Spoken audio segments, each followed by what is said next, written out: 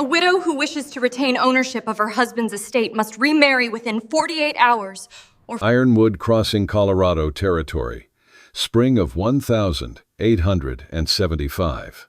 The gavel struck like thunder inside the dusty courthouse, echoing through the rafters, until even the flies seemed to freeze mid-air. Its sound rolled across the wooden benches, past the black veils of the widows, the silver buttons of the lawyers, and finally into the chest of one woman standing tall among them, Margaret Hale. By territorial law, Judge Morrison intoned his voice as brittle as sun-bleached paper.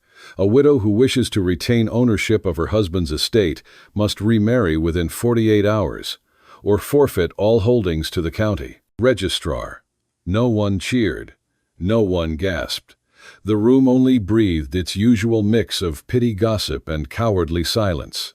Margaret's gloved hands tightened on the rail, her pulse loud in her ears. 3 days. Only 3 days since she had buried Sheriff Thomas Hale, the man who'd kept order in this wind-torn town, and made her believe the West could be kind. Now the same town was preparing to strip from her the land they'd once called their dream. Law exists to protect the judge, added as if reading from scripture. Law exists to protect men, Margaret replied quietly, not the women who bury them. The words sliced through the hush, like a clean knife. From the back corner, where light cut across dust and shadow, a man shifted his weight, tall, broad-shouldered, his hat pulled low. The faint scar that ran from temple to jaw caught the light like a faded bolt of lightning. He said nothing, only watched her with those dark, unreadable eyes. His name was Jonas Reed, the drifter, the one who spoke less than the wind and carried more past than future. Judge Morrison cleared his throat. Mrs. Hale, the statute leaves no room for debate. You have until Thursday noon. When the crowd spilled onto the courthouse steps, the noon sun was merciless, the kind of light that burned away illusions but left cruelty intact. Margaret felt it crawl over her, morning black, hot, and heavy as guilt. She heard the whispers, poor thing, proud thing, stubborn thing, each one a pin in her spine. Jake Murphy was waiting at the bottom step, hat in hand, smirk in place. You know, Mrs. Hale, he drawled, a woman alone don't last long out here. You could do worse than a neighbor with land next to yours. I already have, she said, and walked past him. The judge followed her outside, dabbing his forehead with a kerchief. Please, Mrs. Hale, think sensibly. The law is written by men who've never watched a man bleed out on their kitchen floor, she snapped, who've never shoveled earth over the only thing that ever treated them fairly.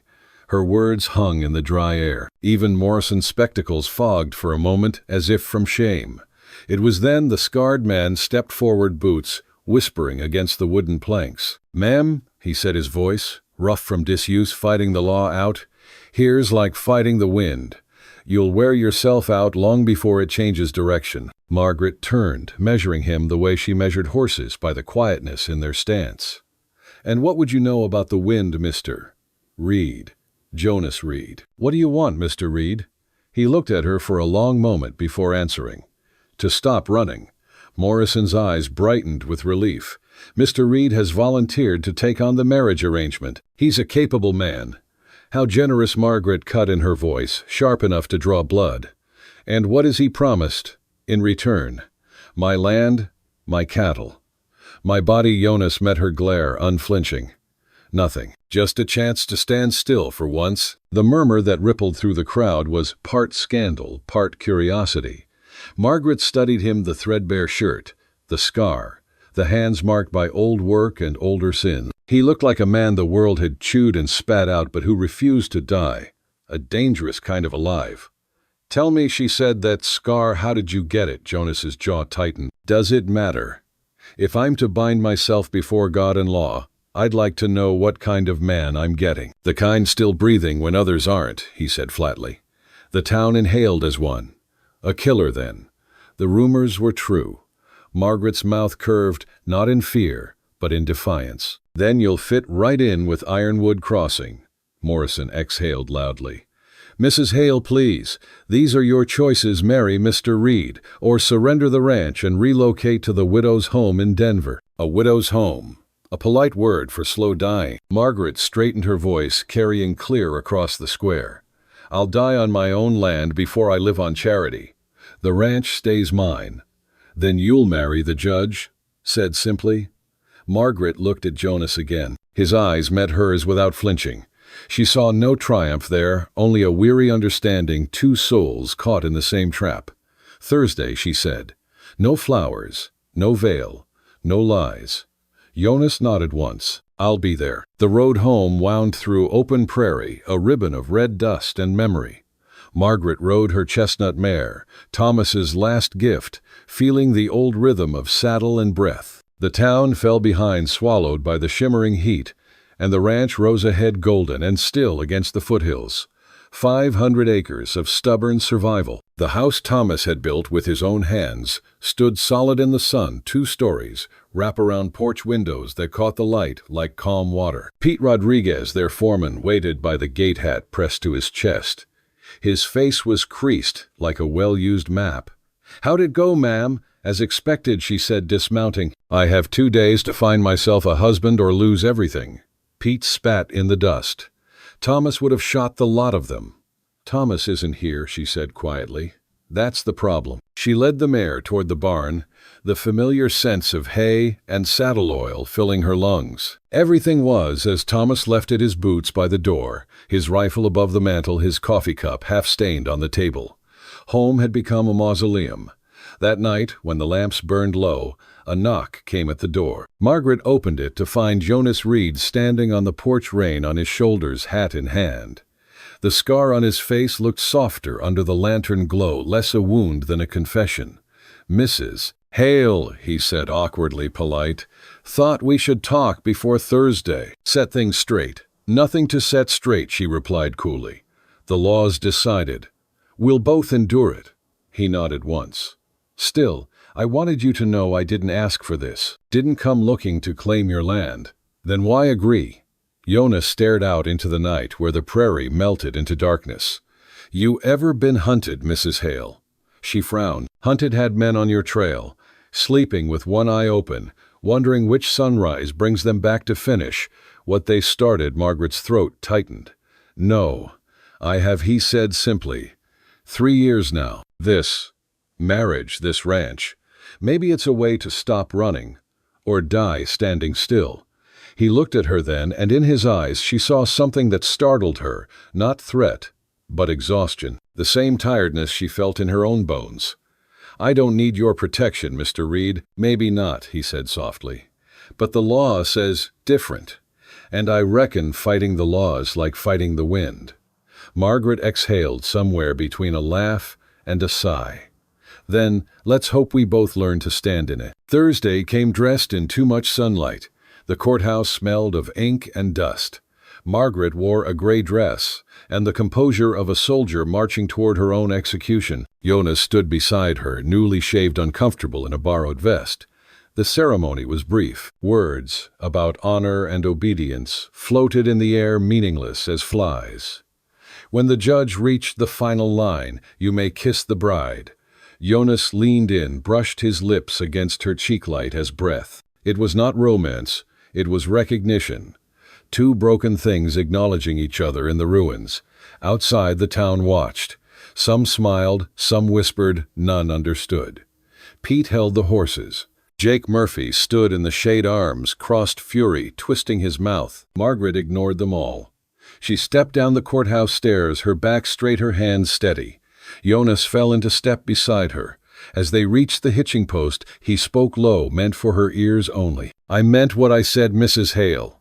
I'll stand beside you. I won't touch what isn't mine, unless you ask." She didn't look at him. The sunlight caught in her hair like gold dust. "Let's go home," she said. "The cattle don't care about marriage." The ride back was silent, except for the rhythm of hooves and wind. Behind them, Ironwood Crossing shrank to a dot of gossip on the horizon. Ahead, the ranch waited, the land that didn't care about law or rumor, only strength. For the first time since Thomas's death, Margaret felt something close to peace, not the soft kind, but the kind forged from exhaustion and defiance, the kind that sounded like a gavel and tasted like freedom. Ironwood crossing Colorado territory the day after the wedding. The sky had the clean smell of rain burned off by sunlight, the kind of air that made the world look newer than it was. Margaret stood on the porch with her coffee and watched the steam rise from the yard like ghosts stretching their backs before disappearing. A magpie cackled from the fence post. Somewhere beyond the barn, Jonas's hammer rang metal on wood, sure, unhurried, already part of the morning. He had moved into the house at dawn without a sound. When she woke, his saddle and gun belt were stacked neatly by the kitchen door, his few shirts folded on the daybed in Thomas's old study. No claiming, no intrusion, just presence. Like a shadow that meant protection instead of threat. The house itself seemed to notice. Floorboards creaked in new places, timbers settling as if to make room. She poured a second cup and carried it outside. "Fence again," she called. Jonas straightened from the post he'd been tightening. Wire was slack. Wind must have shifted last night. "Thought I'd fix it before the cattle notice freedom. You work early." He shrugged. Sleep don't take kindly to men with long memories. Margaret didn't ask which memory. They had too many ghosts between them already. She handed him the coffee. He took it carefully, fingers rough but deliberate, as though afraid to break the cup.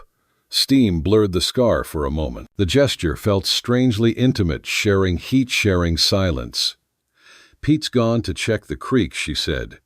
"Water's running high this spring. We might have to move the lower herd. I'll ride out after breakfast, take a look with him." "Breakfast," she repeated, glancing toward the kitchen.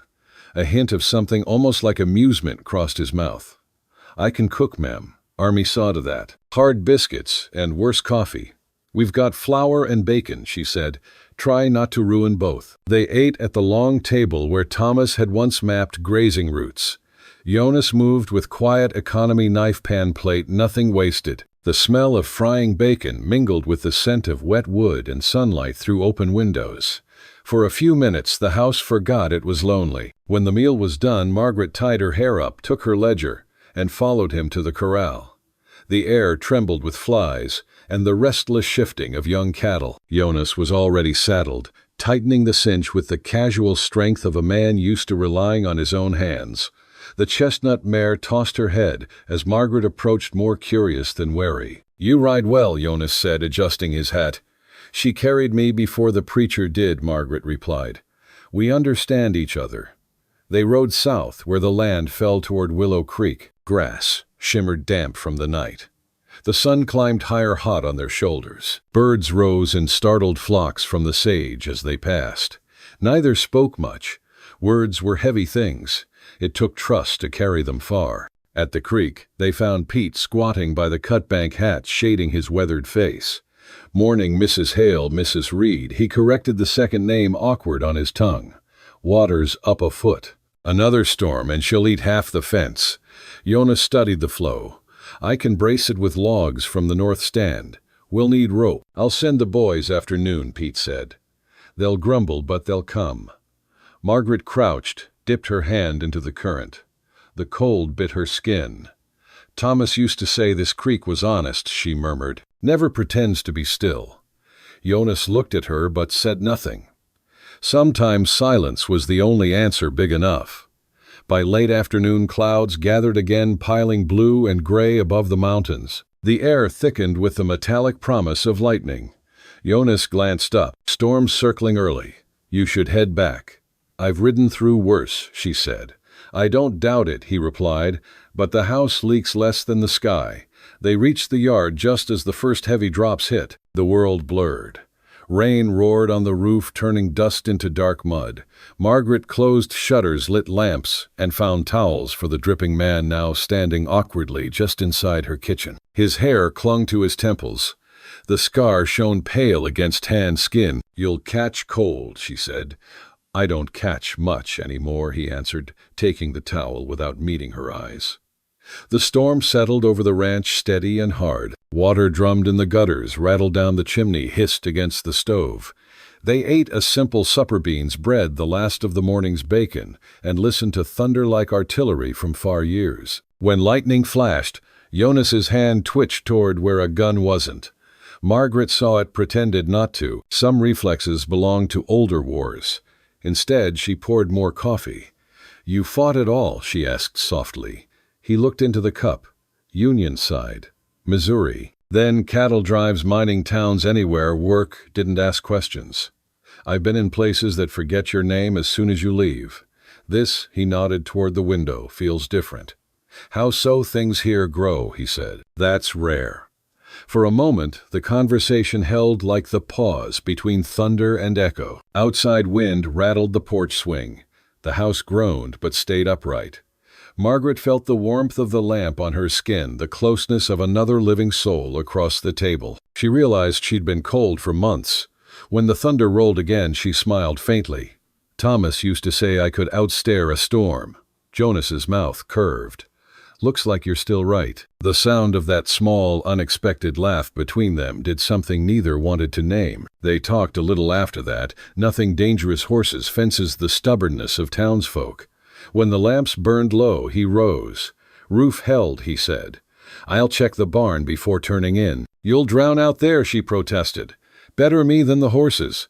He was gone before she could argue. Through the window, she watched his lantern swing across the yard, one moving light, in a world made of water and darkness.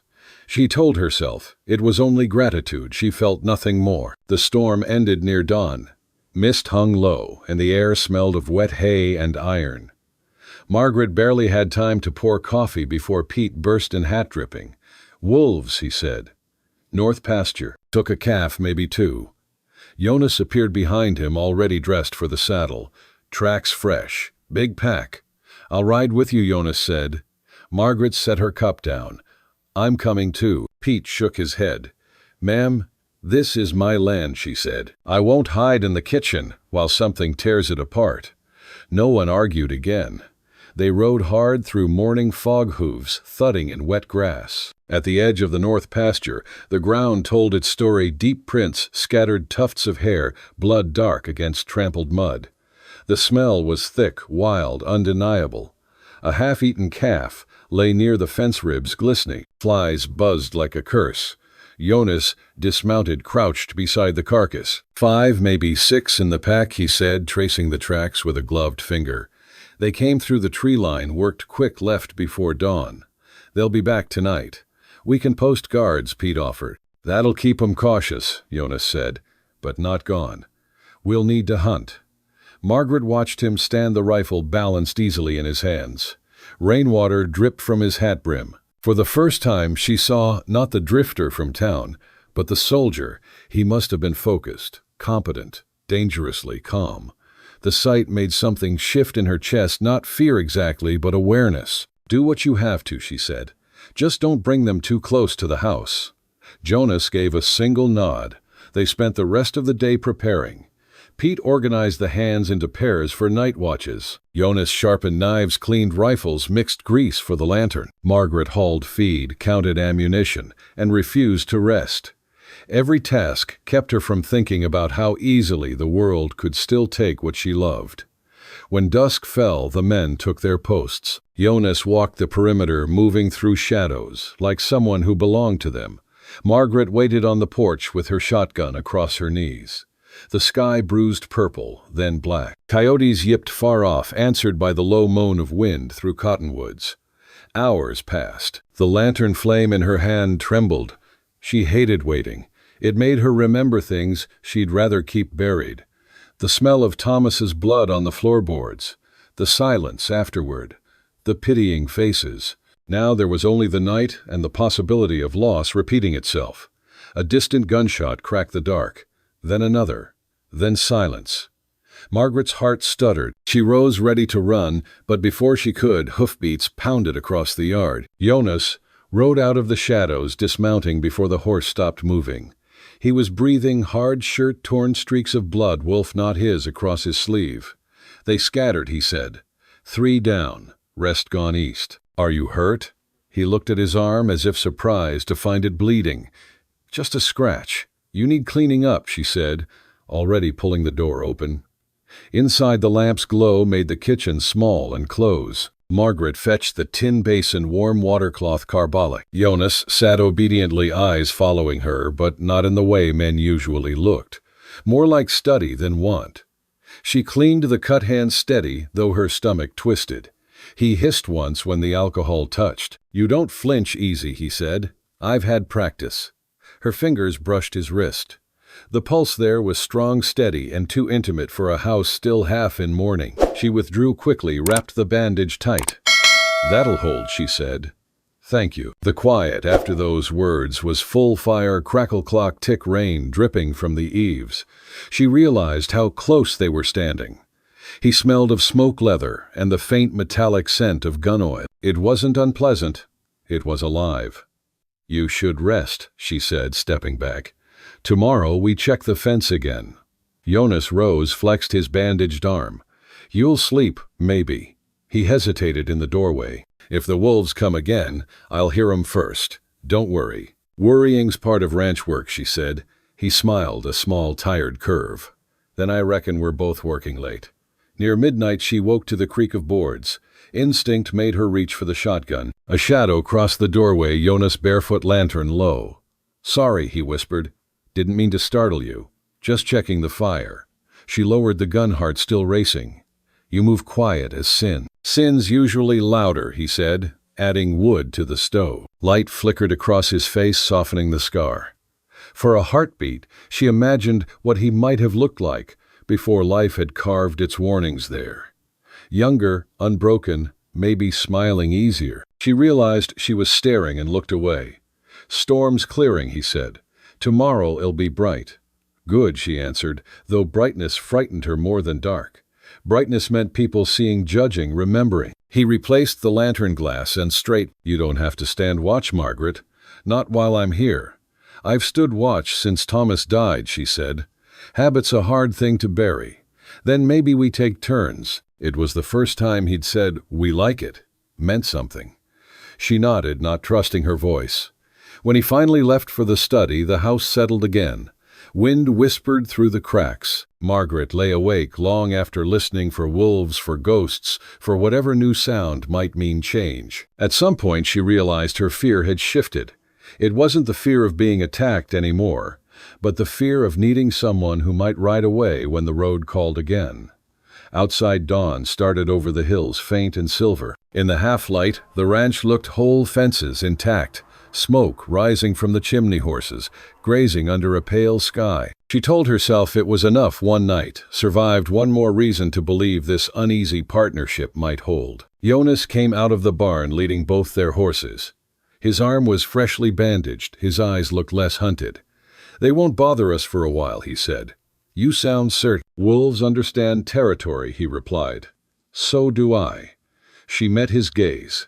Something unspoken passed there, respect, maybe gratitude, maybe the faintest start of trust.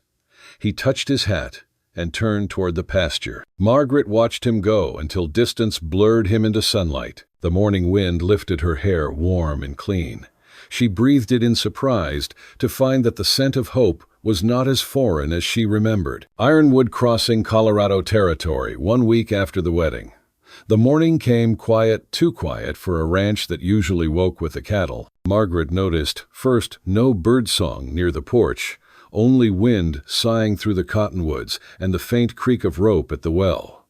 The air smelled of rain again, the kind that carried rumor before it carried water. She poured coffee, stared at the empty chair across from her, and told herself not to expect conversation from a man who slept lighter than wind on dry grass. Jonas was already gone. His plate sat clean on the counter, a folded scrap of paper under the cup. "Fixing Southgate with Pete. Back by noon." 4 words, straight and spare as he was. No signature, but none needed. Margaret smiled despite herself. For all his silence, the man had neat handwriting, measured, deliberate, a soldier's script. She brushed the note, with her thumb folded it into her ledger, and went to work. By mid-morning, clouds bruised the horizon. She hitched the wagon and headed to town for supplies.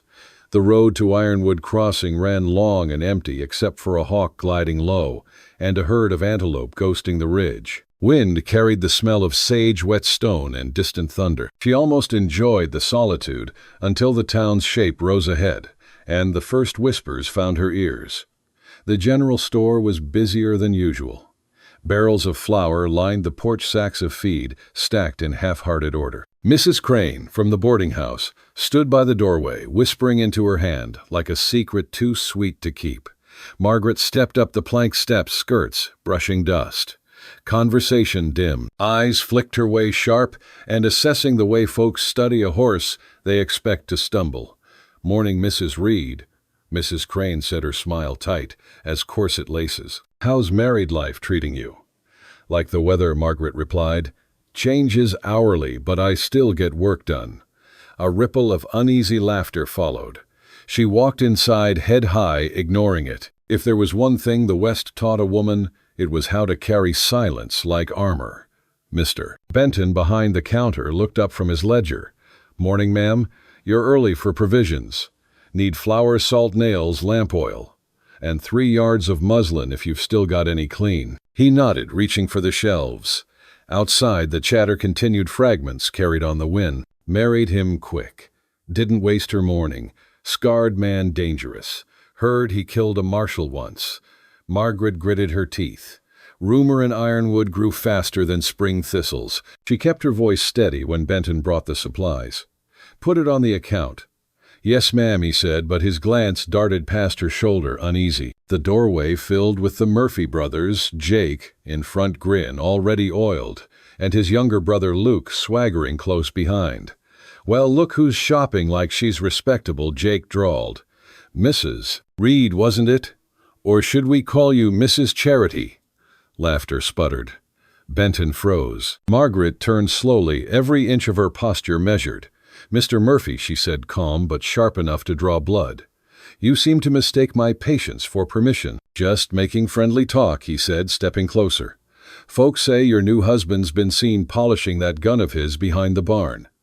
"Planning to scare wolves or rob a train? I'd be more careful with your mouth," Margaret said. "It might talk you into trouble your boots can't walk out of." Jake's smile faltered, then returned nastier.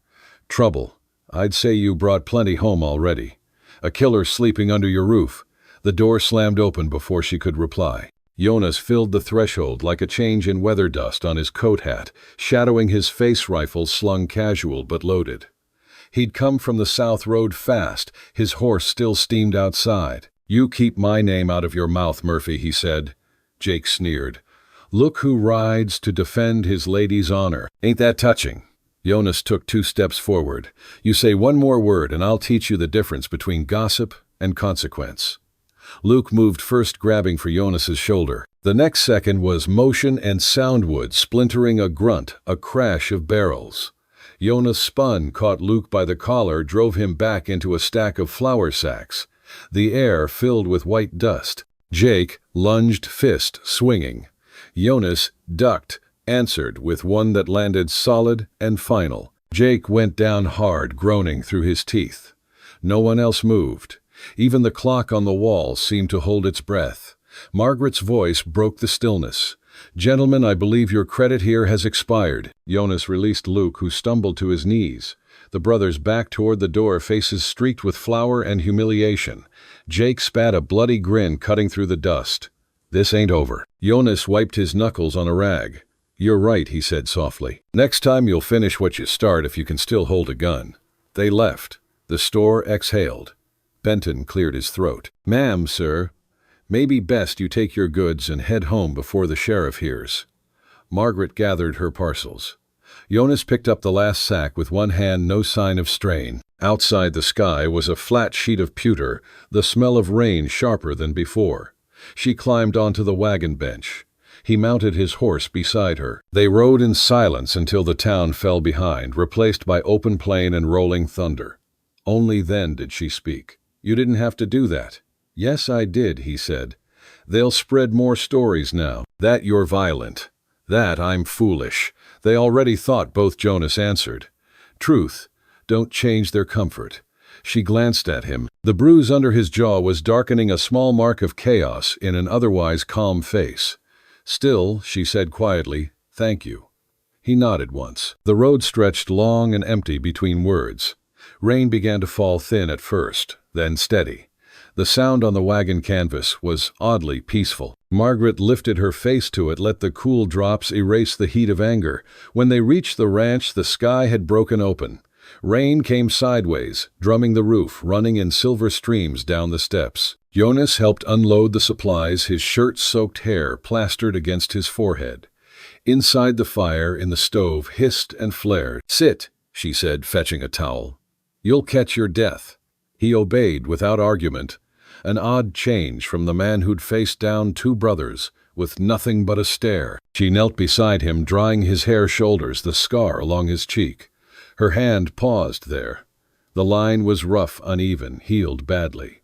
"How did it happen?" she asked, before thinking. He didn't answer right away. The only sound was rain on the roof fire, in the grate, her breathing too close to his. "Kansas," he said finally. "Small town. Small law. Bigger mistake." She waited. "I was working cattle," he continued. "Got caught in a shootout that wasn't mine. One man dead, his brother swore revenge. Judge called it manslaughter, others called it murder. I called it what it was, survival. Is he still after you? Maybe. But the past runs out of bullets eventually." Margaret nodded slowly. "And now it's my door they'll come to." "Maybe," he said again, voice low, "but they'll leave by mine." For a long time neither moved. The fire threw shadows that seemed to breathe. She realized her hand still rested against his jaw.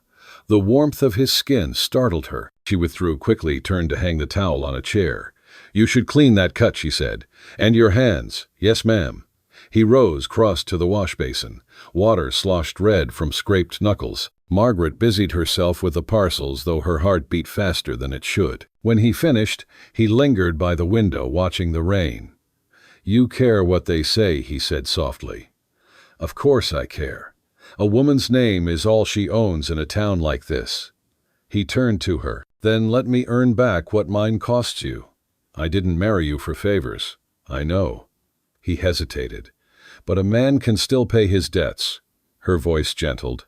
"You already have." The rain thickened, drowning the world in gray. Jonas reached to close the shutter.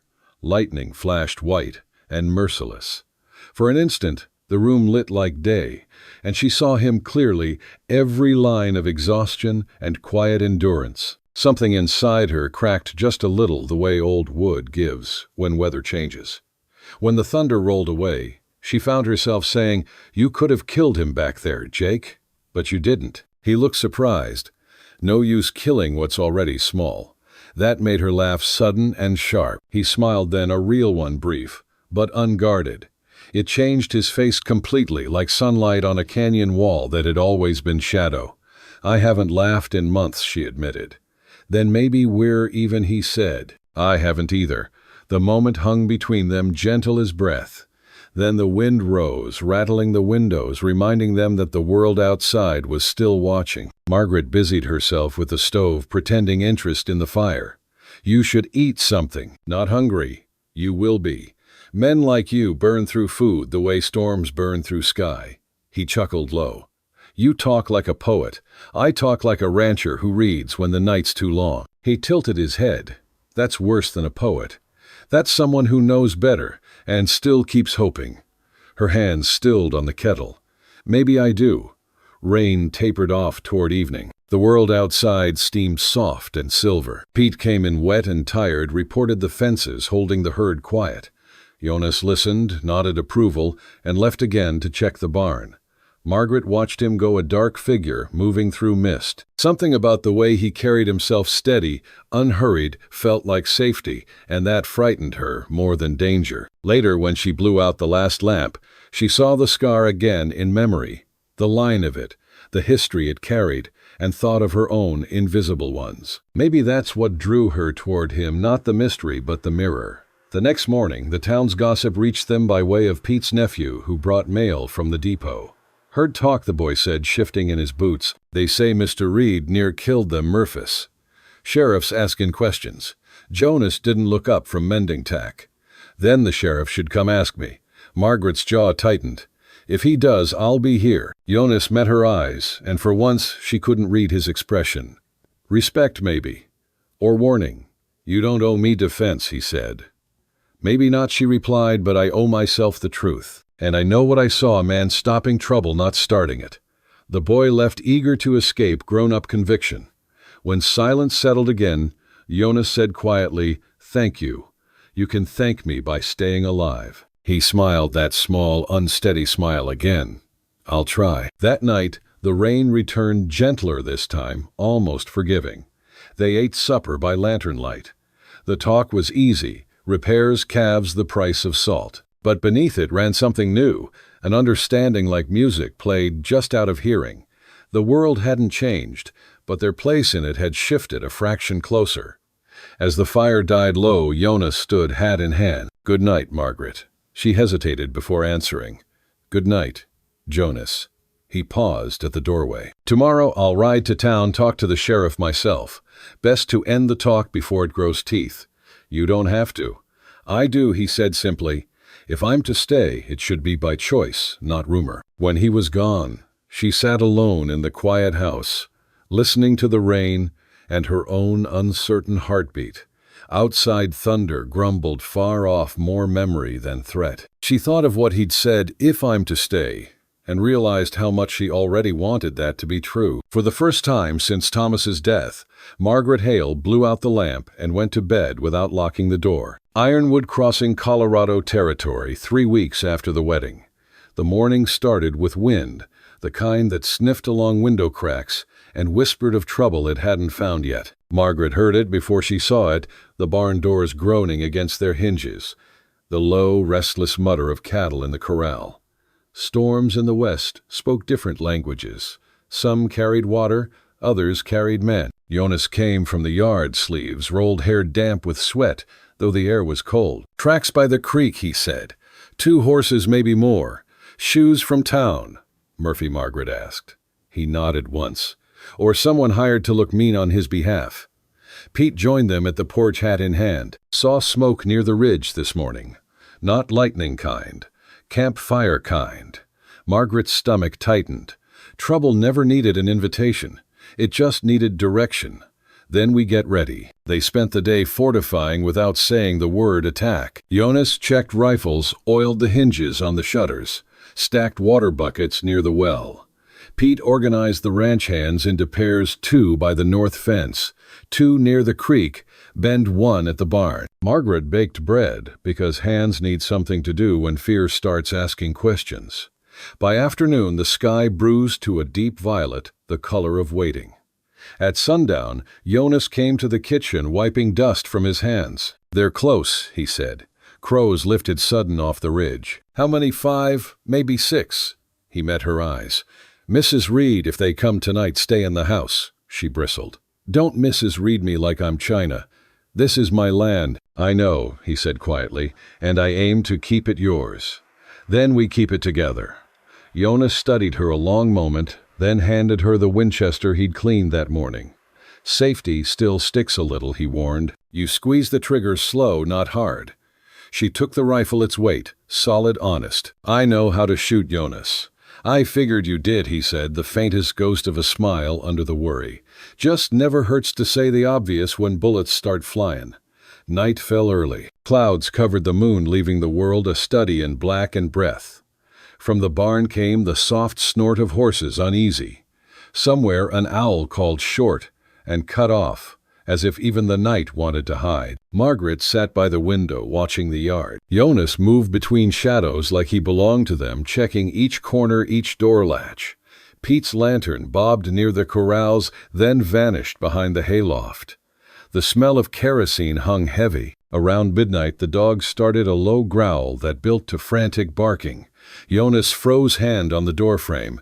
Then came another sound, hooves pounding the hard earth, the sharp whoop of a man too confident. "Fire 'em up," someone shouted. The first bottle hit the side of the barn, shattered, bloomed orange.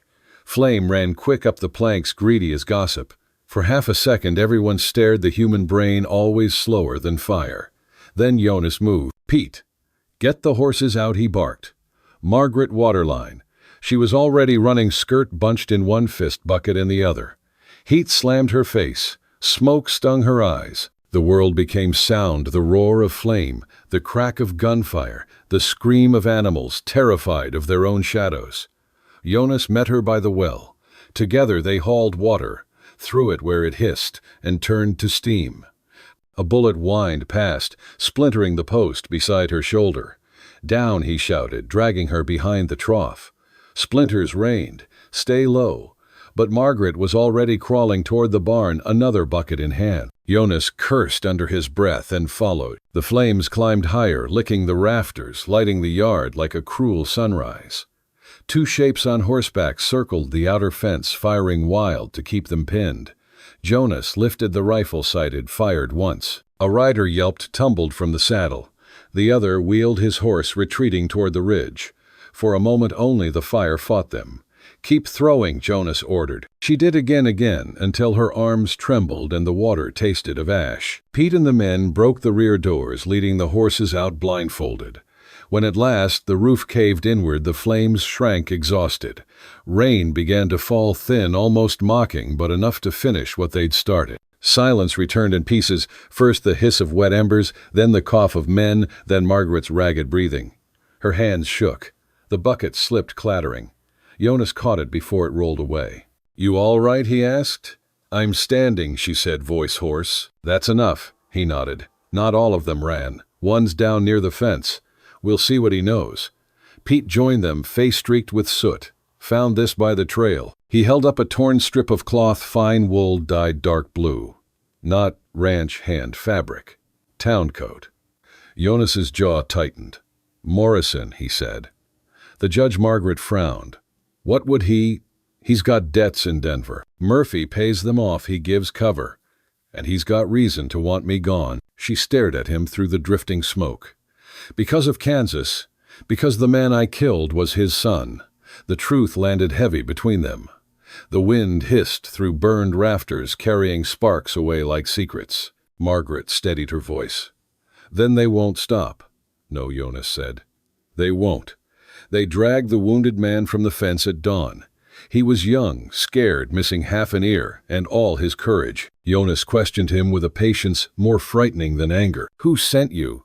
The man swallowed. "Samuel Morrison," he whispered. "Said the bounty still stood. Said the widow was Cover." Margaret felt her stomach drop. "Cover said he'd take the ranch after the drifter swung." Jonas's eyes went cold. "Where is he now?" "Camped South Ridge. 2 days' ride. Said he's coming himself." Jonas let the man go. "Ride," he said. "If you come back, bring a Bible." The man stumbled off into the trees.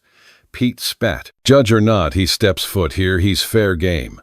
"Not yet," Jonas said. "If we kill him, we lose the truth. He wants me. He'll come thinking I'm the outlaw still hiding behind a woman's name. We'll show him what kind of law we keep." Margaret looked at him, soot streaking her cheek eyes, bright with fatigue.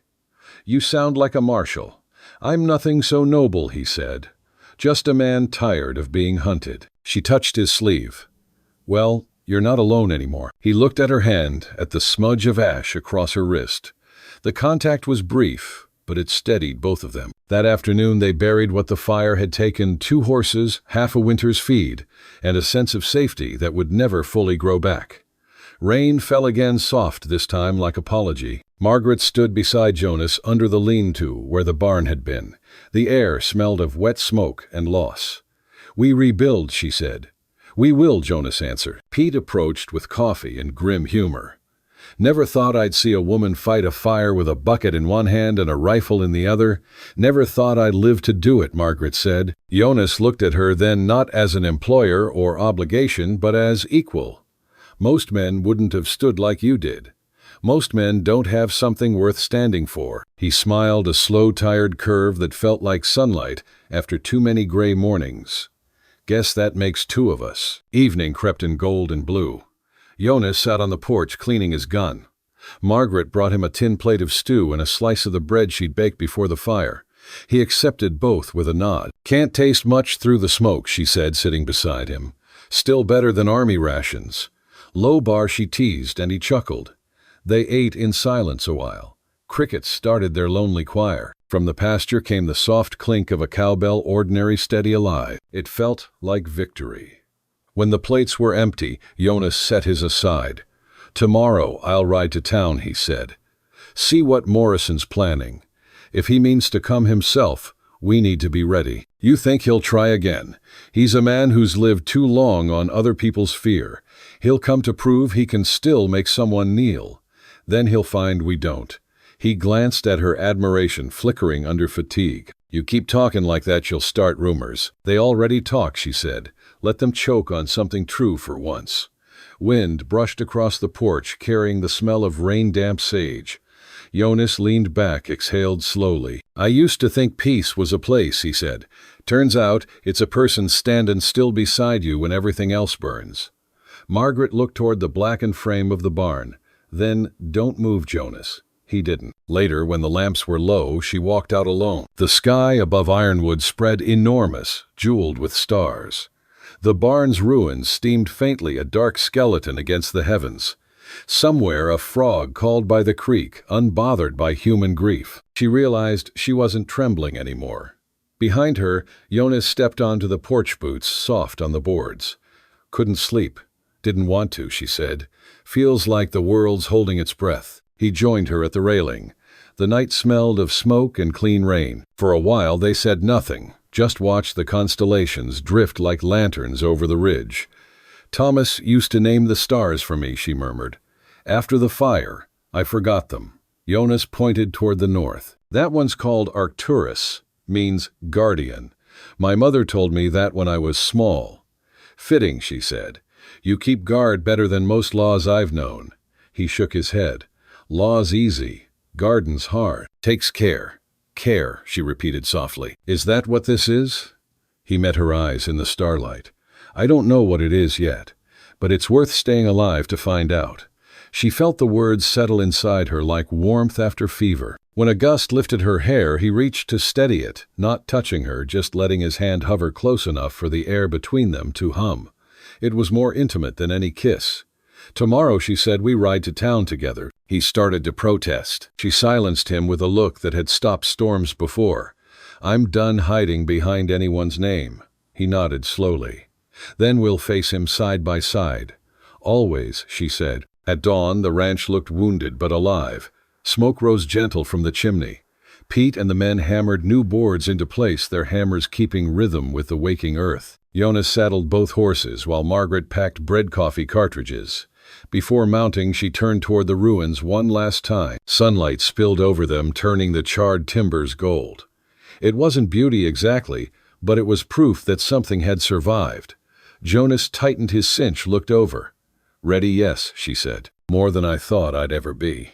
They rode out together down the long road toward Ironwood, their shadows stretching behind like two lines drawn straight across the wounded land. The wind carried the smell of ash and dawn, and somewhere ahead waited a reckoning with a judge who thought he knew the meaning of justice. As they disappeared over the ridge, the ranch stood silent, smoke curling upward like a prayer made of dust and forgiveness. Ironwood Crossing, Colorado Territory. The morning after the barn fire, they rode into town with the sun a white coin at their backs and ash still in the seams of their coats. Ironwood Crossing had put on its weekday face, wash strung between porches, a freight wagon creaking past the livery, the blacksmith's hammer counting time like a metronome for the living. People saw them and stopped doing anything that could be mistaken for work.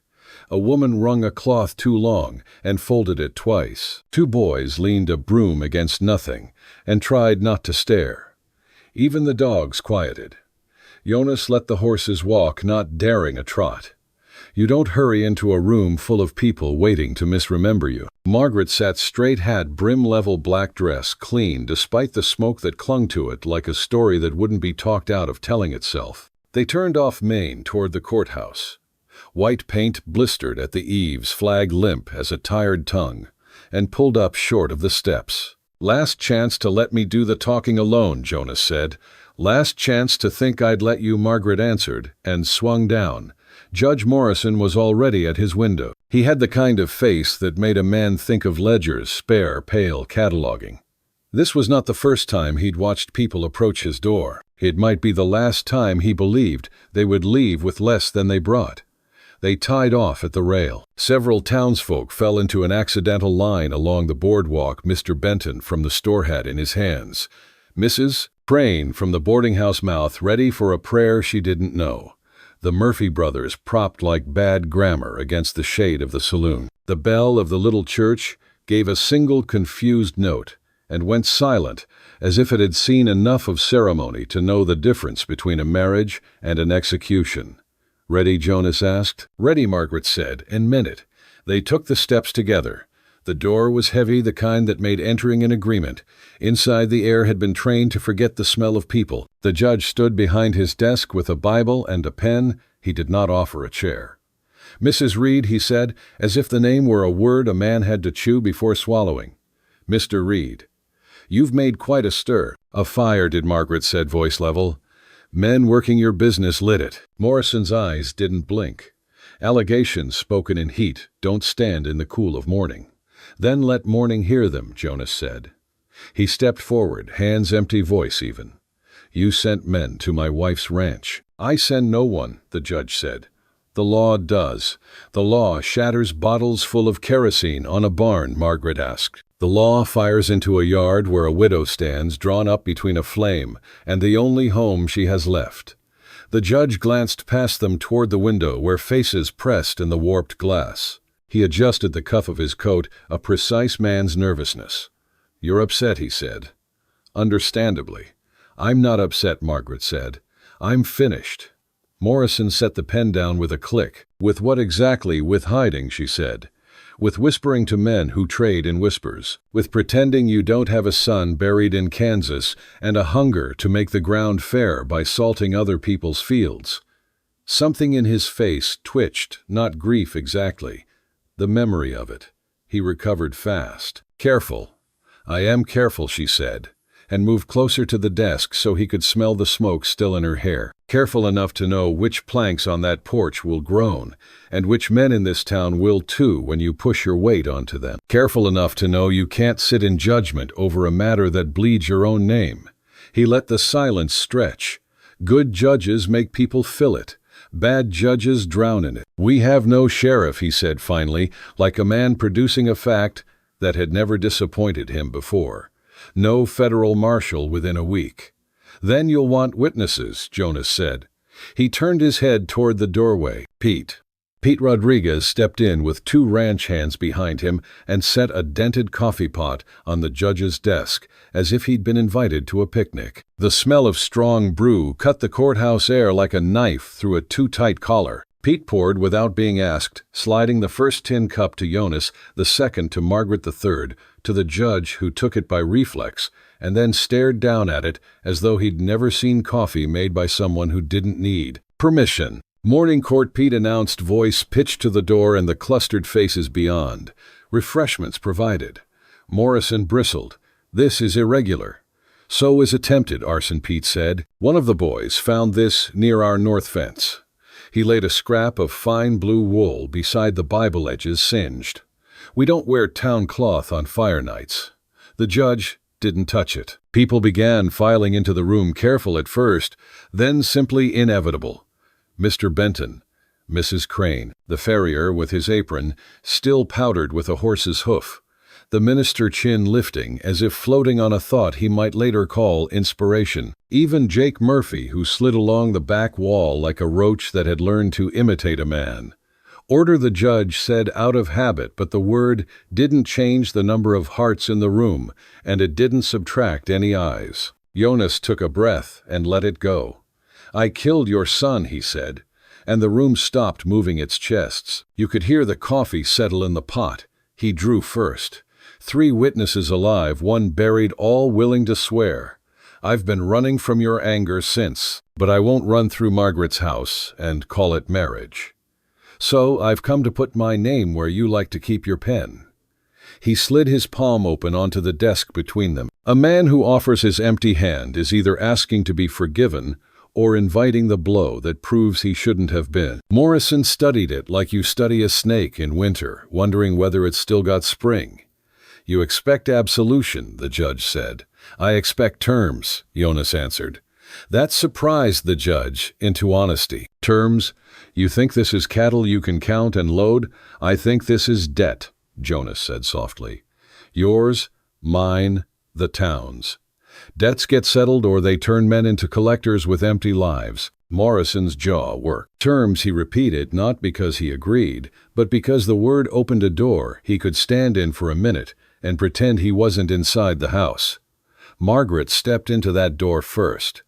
You end the bounty. Not next week, not after papers. Now.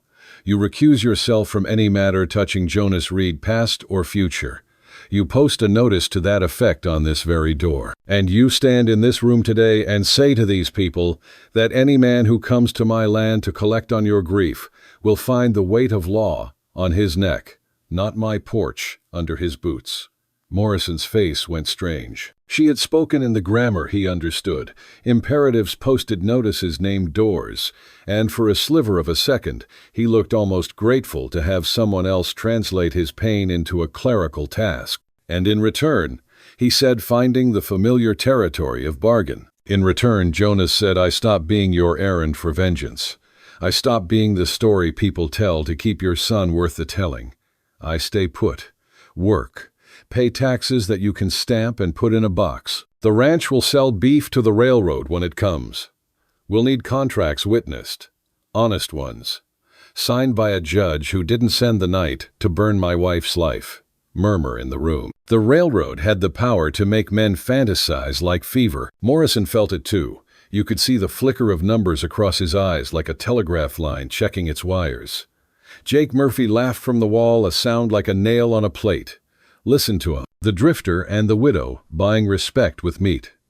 Jake Margaret said without turning, if you don't want to be remembered as a smudge on this day, close your mouth. Snickers nervous, relieved. People love it when someone says the thing they've been keeping behind their teeth. Jake's face mottled. He started to push off the wall, but the farrier shifted 1 foot and suddenly found a hammer in his hand, which is how towns work when they remember why they form. Morrison lifted a palm not to comfort or calm, but to feel what it was like to have a gesture that worked. You suppose, he said to Jonas, that peace is a matter of paper. I suppose peace is a matter of men keeping to what they sign, Jonas said. Paper just saves remembering the verbs. The judge's mouth twitched, possibly humor, possibly pain. He looked at Margaret. You married him to save your land. No, she said. I married him to save myself from a law that mistakes women for acreage. The land came with me. A stillness laid over the room like a sheet. Law is easier to believe in when it doesn't have to hear sentences like that. Morrison took it and drank it and finally said evenly, what you're asking requires witnesses. Then take them, Margaret said, and turned to the crowd. Tell him what you saw last night. Voices one at a time, because people trust truth more when it walks in line. Pete, describing bottles lit at the neck, and the color a barn goes. When flame finds the dry places, you were too tired to wet. Mrs. Crane, who had seen 3 riders in the alley after midnight faces. Shadowed but coats. Too good for men who work before the Sunday mister. Benton, who'd sold kerosene by the gallon to a boy who didn't know how to lie with his eyebrows yet. Even the minister, who had heard men on horseback laughing the kind of laughter you don't bring to a pew. When they had finished, the room exhaled into the floorboards. Morrison stood very straight, which is how some men keep from falling. You're asking me, he said at last, voice quiet with the edge of a saw that has cut more than wood, to set aside my last right as a father revenge. I'm asking you to pick your first duty as a judge-justice, Margaret said. One might cost you more. He looked at Jonas and saw a man who could be convenient to hate if a person needed convenience bad enough. Then he looked at Margaret and saw a woman who had not asked his permission to be a person in his courtroom. Between them stood coffee, gone cold, a scrap of blue wool a Bibleman swore on when they needed God to feel like a contract. Terms, he said again, and something in the word broke not hard but clean. The bounty ends. I recuse. Effective now. He pulled a sheet from a stack, dipped his pen, and wrote with the hand of a man who had learned to be careful, because every mistake in a courthouse becomes a permanent fact. The nib scratched like a small animal trying to get out of a room. He sanded the ink blue, folded, unfolded, then unfolded again. He stood, walked to the door, and tacked the notice where sunlight found it. The town read it with a relieved hunger. Even those who had hoped for a show found this better, a show that left them with a rule instead of a story. Morrison returned to his desk and did not sit. He was smaller now, or perhaps just closer to human size. "You ask anything more," he said, looking not at Jonas, but at the woman who had made him do the thing he had not been able to do for himself. "Yes," Margaret said, and held out the coffee pot. "Sit. Drink with us. There's a difference between ending a war and keeping a peace." It startled him enough that he obeyed. Pete refilled cups with the solemnity of a communion. They stood judge, drifter, widow, and let the coffee be what it is in the West, a way for people who have hurt each other to put something hot between their hands, so their mouths will find better words. "Your son," Margaret said softly, not unkindly. "Tell me his name so I can carry it right." Morrison's lips moved as if discovering they'd been made for this long ago and had never been asked to do it. "Ephraim," he said. He wanted to be large in a small place. "That kills more men than bullets," Jonas said. The judge's eyes closed and opened. "He drew first, he did," Jonas said. "He'd been drinking. Your name made him think he'd sober up after," with applause. Morrison rubbed his face once the way a carpenter wipes sawdust and finds underneath skin he recognizes. Then the hungriest part of him matched the part he got from me. He put down the cup. "If you plan to sell beef to the railroad, you'll need a registry of weights and a guarantee of water rights." "Will you witness both?" Margaret asked. "I will," he said. "I'll also sign a letter of recommendation to the yard manager in Denver. He can read a ledger better than a roomer." Jake Murphy slouched forward, unable to stand being left out of a story that might not be about him. "Now hold on," he began, but Morrison's eyes cut to him, and a man who had survived on second-hand threat learned what first-hand authority looked like when it finally remembered itself. "The Murphy accounts are in arrears," the judge said, voice brisk again, a man grateful to put his hands on a tool he knows. "Any claim you thought you had on the Reed Ranch is dissolved. You'll remove your fence from the disputed scrub by Friday, or I'll have the blacksmith turn it into nails for the schoolhouse." Laughter, real, not cruel, broke across the room. Jake flushed deeper than a man should in public and backed out with his brother in tow, learning how to walk without swagger for the first time in years. "Then we're done," Margaret said, lighter by a weight she'd been taught never to speak. For now, Morrison agreed. He paused. "I'll send a notice to the printer. Your marriage will be recognized under the law as binding in all matters of property and reputation." "You could have done that without burning a barn," she said. He nodded once, and it wasn't quite apology, but it was a kind of learning. They left the courthouse into a day that had decided to be summer after all. The town loosened. Someone whooped in the alley. The blacksmith's hammer found a joyous rhythm. The minister shook hands with no one, then everyone. Even the dogs remembered how to bark at things that weren't people. On the steps, Jonas stopped. For a heartbeat, Margaret thought he might be sick. He looked pale under the ash. Then she saw what was happening, a man standing still for the first time in 3 years, and discovering the world didn't shove him forward by the spine. "You all right?" she asked, too softly for the town to own it. "I might be," he said, wonder sneaking into the syllables. Pete clapped him on the shoulder the way you jar a man back into having bones. "We're driving steers to the south pasture at noon," he announced. "If the law's done, the grass isn't. Work," Jonas said like a prayer with dirt under its fingernails. "I can do that." They stepped off the porch together. Mr. Benton hustled out of the store and thrust a brown paper parcel into Margaret's hands. "On the house," he said, flustered and proud. "Fresh coffee and real sugar. My wife says a house that smells right gives men fewer excuses to be wrong." Margaret laughed, the sound landing on the boards and not bouncing back like it used to. "Tell your wife she's wise."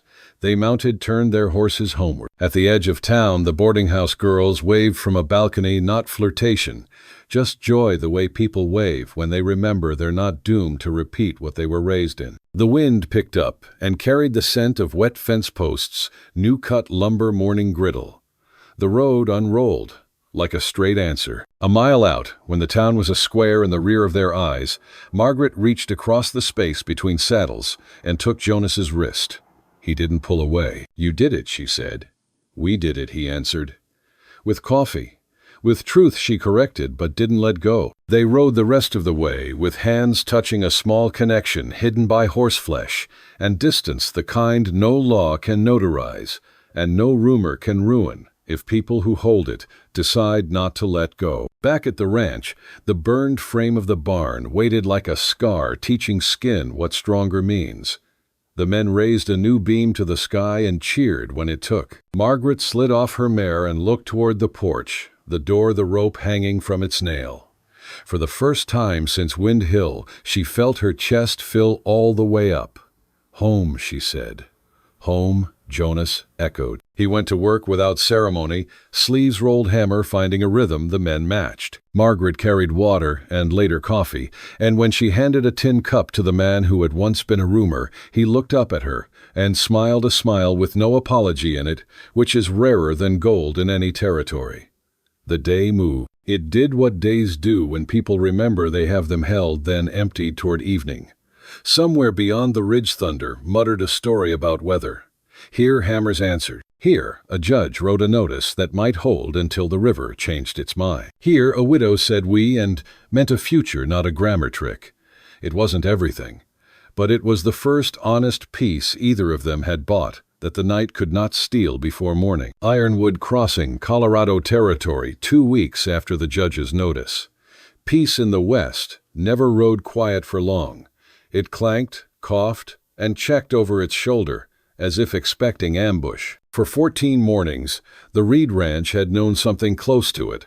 Cattle fat on late summer grass hammers, echoing off the half-built barn coffee poured without tremor. And yet the quiet felt borrowed like money from a man you didn't trust to live long. Margaret knew it best at dawn, when the prairie was silver and still.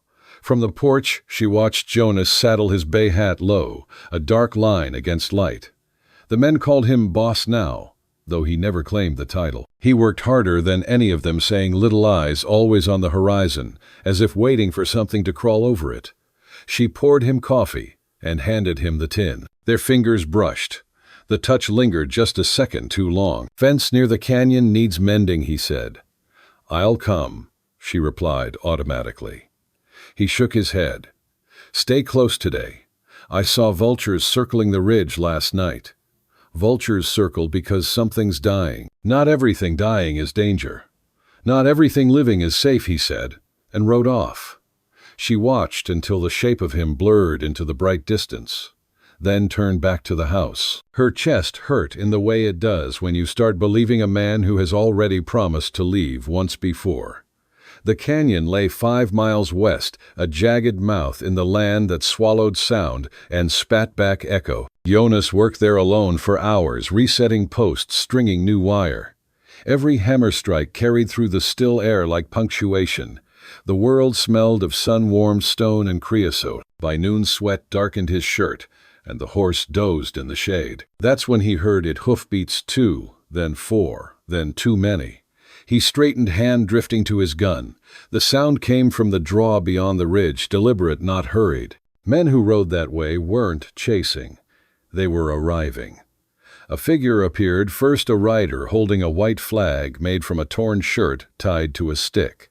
Behind him came 4 more rifles slung casual but ready. Jonas waited, gun loose in its holster. Dust curled around their horses like ghosts deciding whether to stay. The lead rider reined up 10 yards away. His coat was fine Eastern cut, travel-stained, his beard trimmed, his eyes tired. Samuel Morrison. Jonas felt the old tension coil in his spine.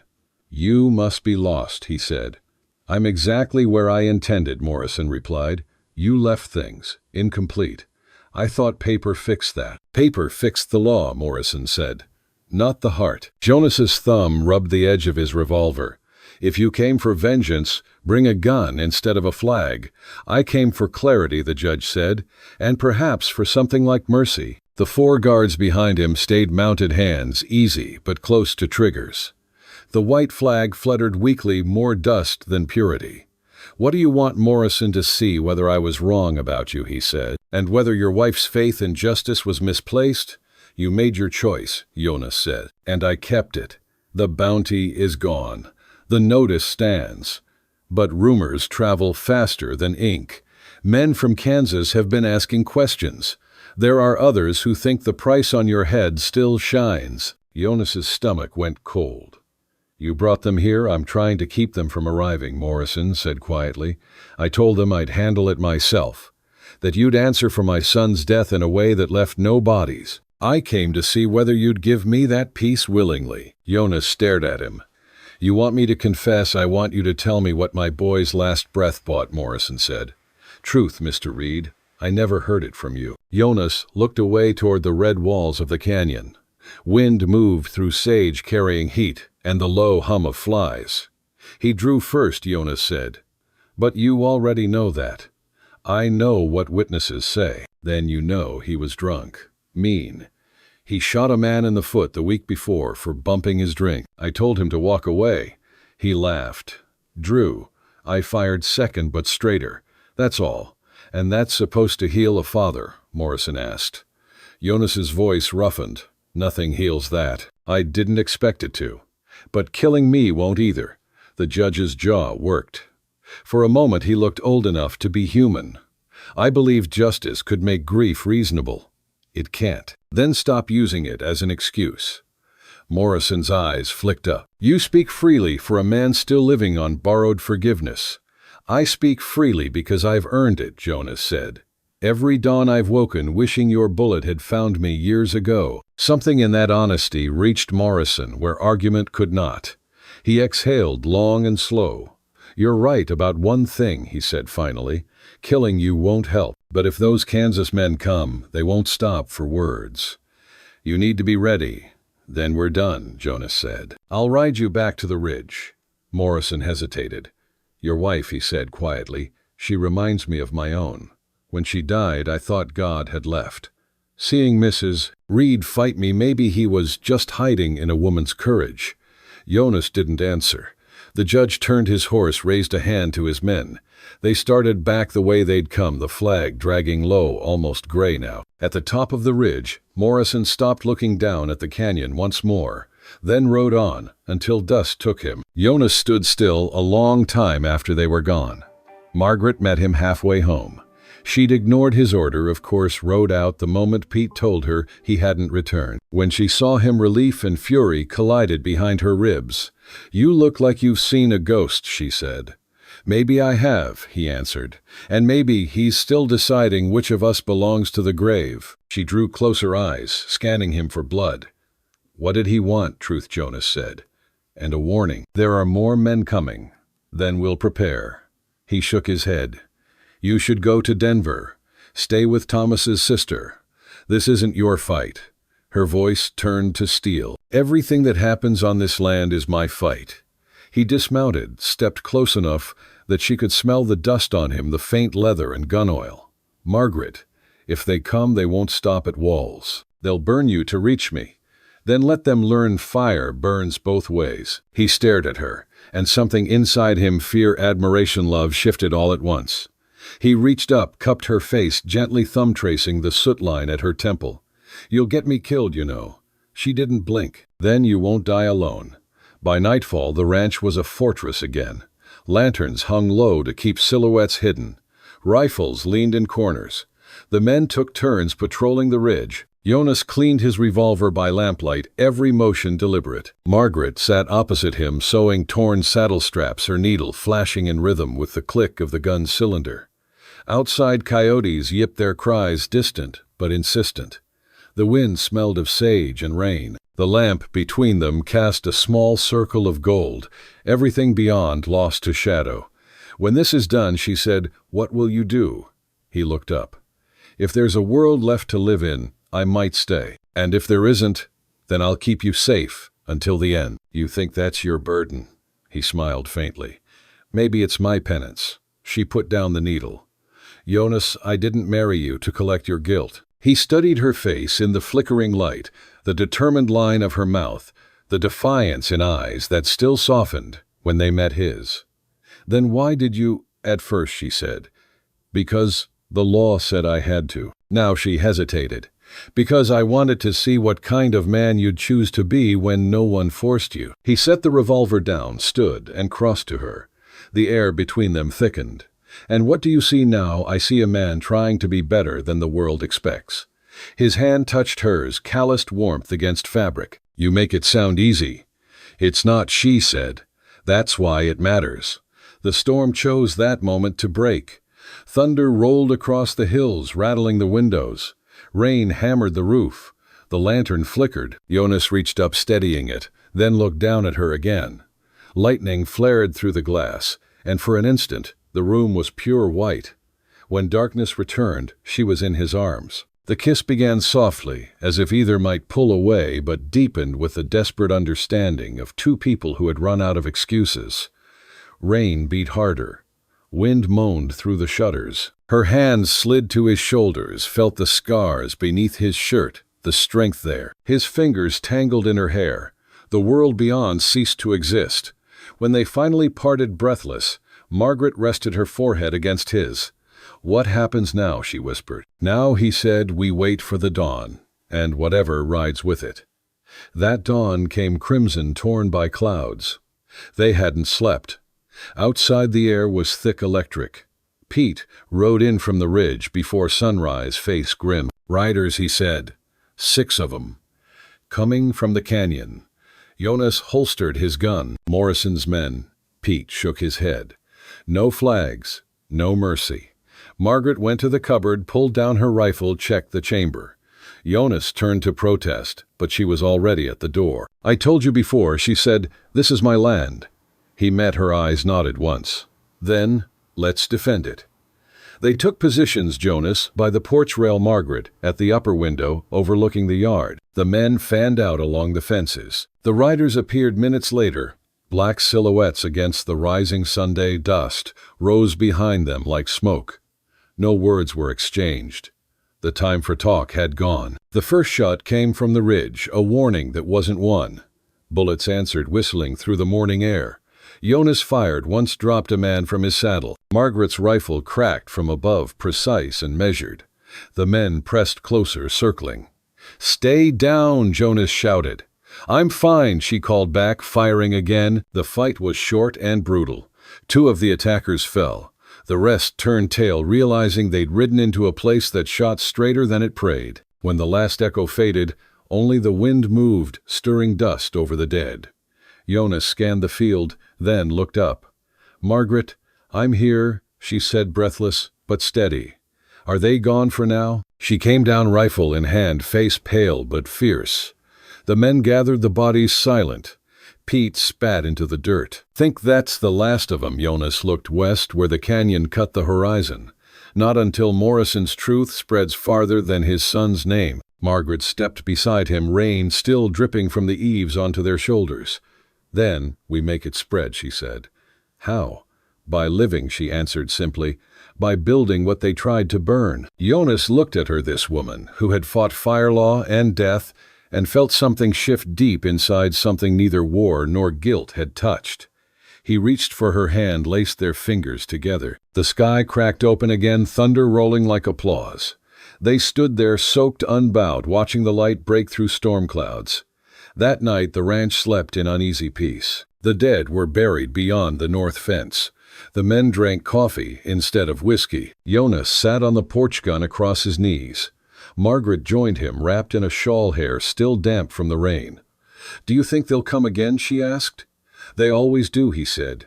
"But we'll be ready." She leaned against him, quiet for a moment. "When I was a girl, I thought love was safety. Now I think it's standing beside someone when the world catches fire." Jonas smiled, weary and honest. "Then I reckon we've got the truest kind." Above them, stars pierced the thinning clouds. The prairie stretched wide, and waiting, scarred but alive. Somewhere out there, men still carried old grudges. But here on this patch of land they refused to surrender. 2 souls who'd spent years running had finally stopped. For the first time, Jonas Reed didn't listen for pursuit. For the first time, Margaret Hale didn't feel alone in her own house. And the night, vast, tender, endless, kept its promise not to burn them for daring to hope. Ironwood Crossing, Colorado Territory, 5 days after the gunfight. The air still smelled of gunpowder and rain. In the morning light, the ranch looked half-healed and half-haunted, like a soldier standing tall, because he hadn't yet realized the battle was over. The new barn frame gleamed pale against the blackened ruin of the old one. Smoke from the cookhouse chimney curled upward, soft and steady, carrying the smell of coffee-damp earth and second chances. Margaret poured 2 cups. Her hands no longer shook. She found Jonas by the river, shirt sleeves rolled, mending a broken bridle strap. He'd been there since dawn, same place each morning, as if the moving water could wash away the parts of him that still looked backward. "Morning," she said. He didn't look up. "You shouldn't walk this far alone." "You say that every day," she replied. "And yet here I am." He smiled faintly, but it didn't reach his eyes. The river whispered along the stones, green and cold from the mountain melt. A heron lifted from the reeds and cut through the mist. "They buried the last of the men behind the cottonwoods," she said quietly. Pete marked the graves with stones. "No names." "Names aren't always mercy," Jonas said. She sat beside him, offering the cup. He took it, their fingers brushing. His knuckles were still scabbed skin, rough from rope and gunmetal. He sipped once, then set it beside him. "Morrison hasn't sent word?" she asked. "No," he said. "Not since the canyon. But he will. Men like him don't let silence do their speaking for long." Margaret studied him, the scar at his temple, the line of his jaw tight with thought. "Do you hate him?" Jonas shook his head. "I used to. But hate's a bad tenant, eats the house it rents." She smiled softly. "That sounds like something Thomas would have said." He looked at her then, the kind of look that makes words small. "He was a good man." "Yes," she said. "And you're not him." "I know," Jonas said, voice low. "That's the hardest part." "Don't try to be," she said. "You survived things he never had to, and you still choose to build instead of destroy. That's all the world ever asked of a man." The river kept moving, unconcerned with human absolutions. Jonas stared into it a long time, then spoke again. "I've been writing a letter," he said. She blinked. "To whom? To you," he admitted. "For when I ride." The words hit like cold water. Ride, where he turned toward her, the morning light catching in his eyes. "Kansas. I have to end it." "End what?" "The bounty's gone." "Morrison's word isn't enough," he interrupted gently. "You saw what happened. 6 men still came. There'll be more unless I put a face to that ghost myself. If I ride east, talk to the families, show them what's left of me, maybe the trail dies." "Or maybe you do," she snapped. "You think walking into the past will make it forgive you." "No," he said. "But maybe it'll stop hunting you." She stood abruptly, heart hammering. "You think I care about that? I've lived with whispers since I was 16. What scares me isn't the talk, it's waking up to an empty chair again." He rose, too tall and still. The river between them felt suddenly wider. "You told me once," he said quietly, "you wanted to see what kind of man I'd choose to be. This is it, a man who fixes what he broke." "You didn't break it alone," she said, voice shaking. "And you won't fix it alone." For a long moment neither spoke. The wind picked up, tugging at her hair, at his shirt, at everything between them. Finally he said, "You've built a home here, Margaret. You don't need a gunslinger hanging off it like a shadow." "I don't need you," she said fiercely, "but I want you. There's a difference." Something raw flashed across his face, a mixture of love and guilt, so tangled it hurt to look at. "That's the kind of sentence that keeps a man breathing," he said. "But sometimes breathing means leaving." He turned away, picked up his saddlebag, and began walking toward the barn. "Jonas," she called, voice cracking, "if you ride now, you'll ride alone." He paused at the threshold. "I've been alone most of my life," he said softly. "Doesn't scare me as much as staying and bringing more death to your door." Then he was gone inside. That night the ranch went about its quiet business, lanterns out by 9 coyotes howling from the ridge. Margaret couldn't sleep. She sat at the table staring at the half-finished quilt she'd started the week Thomas died. The thread trembled in her hand. The house felt too big, too still. When she finally heard boots on the porch, she didn't look up. "You were going to leave without saying goodbye." Jonas stopped in the doorway, hat in his hands. "I didn't want to make it harder." "Then you don't know me at all," she said. "I'd rather bleed than wonder." He stepped closer, the lamplight catching the dust on his coat. "I wrote you this." He set a folded paper on the table. "It says everything I can't." She didn't take it. "Say it anyway." He hesitated, then drew a long breath. "You saved me." "Not with pity." not with sermons. Just by standing there and seeing me like I was something more than what I'd done.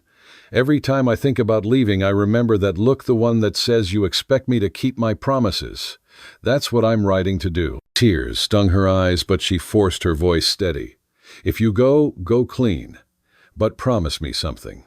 Anything. Promise you'll come back. He looked at her, that deep, steady look that could break or build a soul. If the world lets me. She crossed the space between them and kissed him, not gentle this time, not uncertain. It was a claim, a plea, and a prayer all at once. When they parted, her hands stayed on his chest, feeling the heartbeat beneath. Then the world better learn to mind its manners. He smiled faintly. Yes, ma'am. And before dawn he was gone. The days that followed were a strange kind of echo. The men worked, the cattle grazed, the sun rose and fell, but the air felt thinner without him. Every sound carried further: the slam of the barn door, the rattle of the windmill, the hush of the prairie grass. Margaret kept busy ledgers, cooking, mending fences. She didn't let herself look at the ridge where he'd vanished. Not until the 7th day. That evening, as the sun dropped low and the river turned to liquid copper, she heard hoofbeats, slow, uneven. Her heart stuttered. She ran to the gate. Jonas rode in slumped, dust-caked eyes, hollow. His shirt was torn. Blood darkened the sleeve. Behind him, 2 horses trailed, carrying sacks and a single satchel. Jonas. She was at his side before the horse had stopped. You're hurt. Not bad, he rasped. Just tired. She helped him down, her hands steady, though her heart wasn't. He swayed, caught himself on her shoulder. You came back, she whispered. I told you, he said, voice rough but sure, if the world let me. Inside, she cleaned the wound, a graze along his arm, half healed from the road. He winced more from her silence than the sting. Finally, she said, what happened, he told her. About reaching Kansas. About finding the Morrison estate, half-abandoned, windows, boarded, fields overrun. About the judge's letter arriving first, naming Jonas Reed, a man cleared of debt and vengeance. About the widow who'd answered the door, Ephraim's mother, frail but sharp-eyed, and how she'd listened to his story without flinching.